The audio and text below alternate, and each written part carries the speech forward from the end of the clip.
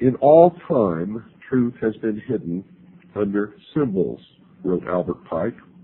And he also wrote this: symbols are nevertheless ingenious veils that cover the truth.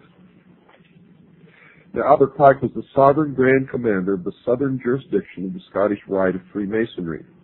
The Scottish Rite now controls world Freemasonry. There certainly seems, folks, to be a power in knowing something that you can't tell your family, friends, children, or business acquaintances. And Adam Weishaupt said it best with this selection from his writings, quote, "Of all the means I know to lead men, the most effectual is a concealed mystery," unquote. And that is true. I found in my research that the vast fools, the followers, flock to the mysteries and the promise of learning some secret during their climb up the ladder of degrees of initiation. The truth is that only a very few ever learn anything, and what they learn is how to control the rest. The power of hidden symbols was alluded to by another writer, this time Foster Bailey, in his book entitled The Spirit of Freemasonry. Quote, "A symbol veils or hides a secret, and is that which veils certain mysterious forces.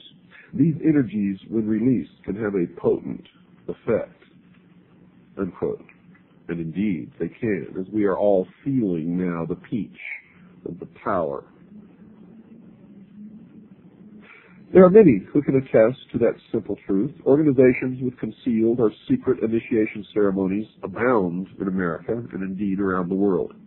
College fraternities and sororities teach the college student to accept secret initiation ceremonies and hidden knowledge at a young age.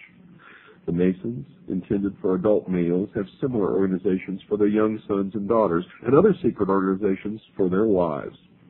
And all of these organizations tend to prepare their male members for further service in the master secret organization, the Masons. However, the Masons are quick to point out that they conceal their truths from the general public. Manly P. Hall, for instance, wrote this, quote, "It is for the adepts. An adept is defined by the dictionary as one who is an expert, but there is an esoteric definition that shall be discussed later. Quote, "It is for the adepts, one to understand the meaning of the symbols," unquote. He further instructed his readers that understanding the symbols could make one wise, quote, "And understanding of these symbols is the beginning of wisdom," unquote. Max Toth, a writer about the Great Pyramid of Giza in Egypt, also wrote about the purpose of symbols, and he said, quote, "The knowledge of the ancient mysteries was never revealed to the layman except through the media of symbols. Symbolism fulfilled both the need to conceal sacred truths from the uninitiated and to offer a language for those qualified to understand it." And whatever these secrets are, folks, one writer on the subject feels it is time to make them public.